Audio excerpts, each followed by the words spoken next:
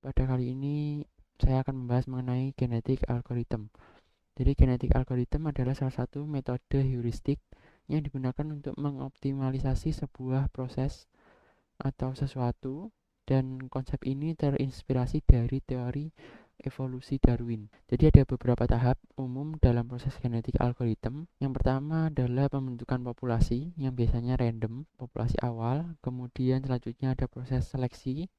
Proses seleksi ini adalah memilih dari value yang terbaik dari individu di dalam populasi tadi yang sudah kita buat. Kemudian ada proses crossover atau kombinasi atau rekombinasi dari individu yang terbaik yang tadi sudah kita pilih. Dan yang terakhir adalah proses mutasi. Jadi hasil dari crossover itu kita mutasikan agar menjadi individu baru. Nah, mutasi ini bisa diukur tingkatnya, tingkat perubahannya individunya dari mutation rate. Jadi mutation rate itu semakin besar artinya akan semakin merubah individu menjadi perubahannya menjadi besar setiap individunya. Kemudian pada kasus yang akan kita selesaikan pada kali ini adalah kasus estimasi pemilihan barang untuk kafe berdasarkan value barang dari konsumen dan harga barangnya. Jadi yang pertama-tama kita punya modal adalah 10 juta. Maksudnya di sini adalah harga maksimal barang jika dijumlahkan hanya di 10 juta. Jadi kita tidak bisa membeli barangnya lebih dari 10 juta. Kemudian di dalam nanti kita menggunakan istilah harga barang akan kita istilahkan sebagai weight atau bobot,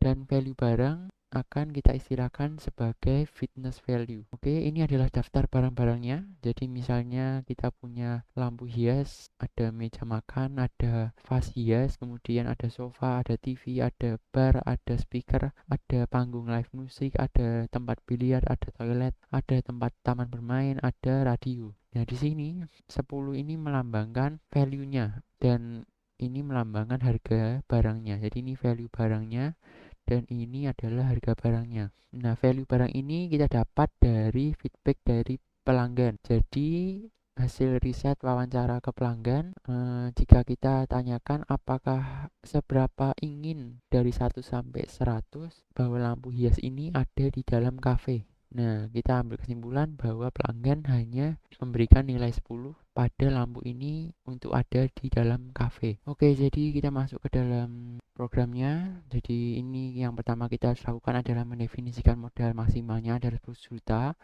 Kemudian kita mendefinisikan nama-nama barang yang tadi kita sudah bahas di slide. Dan ini value-nya dan ini harga barangnya. Dan ini kita tulis secara urut datanya.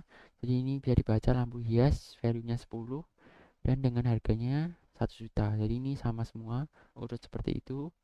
Kemudian kita definisikan jumlah generasinya. Jadi ini untuk percobaan awal kita gunakan satu generasi untuk bisa kita lihat, dan kemudian mutasinya kita gunakan 0,1. Oke, ini adalah program utamanya yang kita lakukan. Pertama kita sudah mendapatkan tadi modal maksimal, kemudian harga itemnya, kemudian ini value itemnya, kemudian harga itemnya, dan kita membuat populasi awal. Jadi populasi awal ini kita random dengan jumlah individunya adalah jumlah dari barang kita. Oke, ini adalah hasilnya populasi awal yang kita random. Ini random, 10 ini juga random, spesiesnya, gennya. Gennya ini kita juga buat random.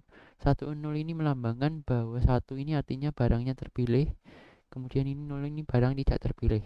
Jadi maksudnya misalnya ini 1 berarti lampu hias terpilih. Kemudian 0 meja makan tidak terpilih, vas bunga terpilih, dan selanjutnya.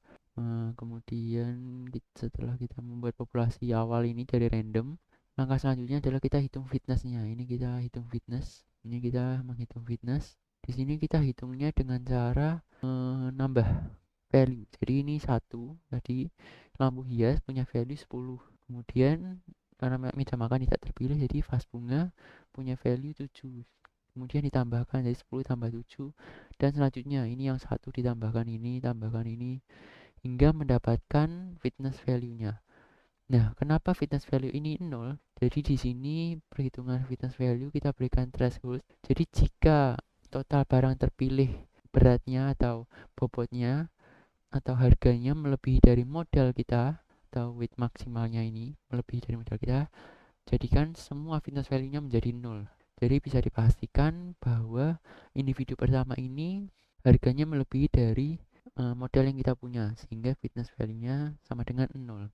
Oke, setelah kita menghitung semua fitness value dari setiap individu di dalam populasi, langkah selanjutnya adalah kita ambil dua parent terbaik. Parent terbaik di sini kita ambil dari fitness value terbaik dari individu di populasi.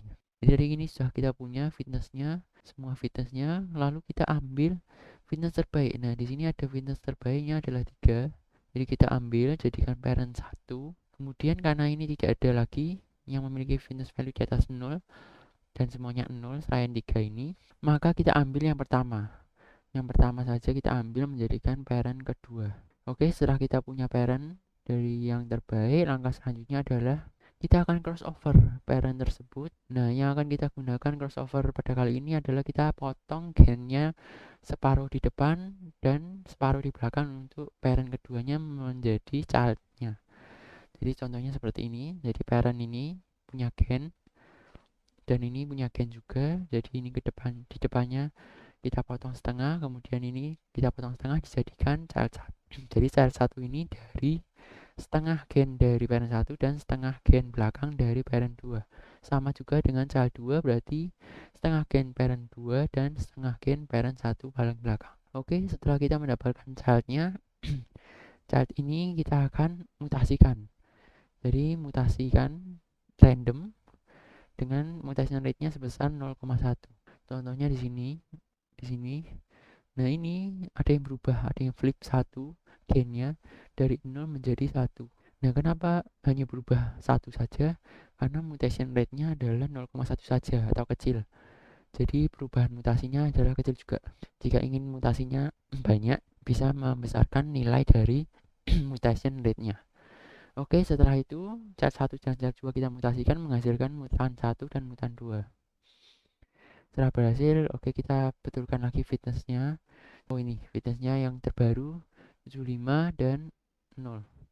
Setelah kita mendapatkan fitnessnya yang paling benar, langkah selanjutnya adalah regenerasi. Jadi populasi awal tadi kita buang yang terburuk. Jadi ini kita punya populasi awal, kita ambil yang paling buruk, lalu kita buang. Dua ambil yang paling buruk, lalu kita buang dan menghasilkan individu tanpa individu terburuk. Jadi populasi ini tanpa individu, dua individu terburuk. Setelah kita buang mutan tadi, kita masukkan ke dalam populasi baru. Maksudnya ke dalam populasi yang tadi sudah kita hilangkan 2, kita tambahkan 2 lagi. Jadi jumlah lengthnya sama seperti populasi awal, tapi ini sudah ada mutannya 75 tadi dan 0. Mutannya kita masukkan ke populasi. Setelah itu, setelah kita masukkan, maka kita bisa tahu bahwa yang di sini untuk generasi pertama nilai fitness yang tertinggi adalah 75. Oke, sekarang kita akan mencoba untuk 1000 generasi. Di sini sudah 1000, kita coba jalankan. Oke, ini setelah 1000 generasi bisa kita lihat dari generasi awal fitnessnya di bawah dari 80 sampai ke generasi 1000 akhirnya di 150. Ini jika ditarik kesimpulan sejak dari generasi awal agak awal sudah 150 terus konstan hingga generasi ke 1000. Jadi kesimpulannya bisa kita tarik bahwa value 150 di harga 8.500.000 ini sudah menjadi yang paling optimal dari yang bisa dilakukan oleh genetik algorithm kita. Jadi dari program genetik algorithm ini kita bisa tahu bahwa dengan modal 10 juta barang yang bisa kita beli adalah lampu hias, meja makan, sofa, speaker, dan toilet untuk memaksimalkan value kepuasan pelanggan. Dan kita bisa mendapatkannya dengan harga di bawah 10 juta, 8.500.000. Jadi sekian genetik algorithm saya. Terima kasih.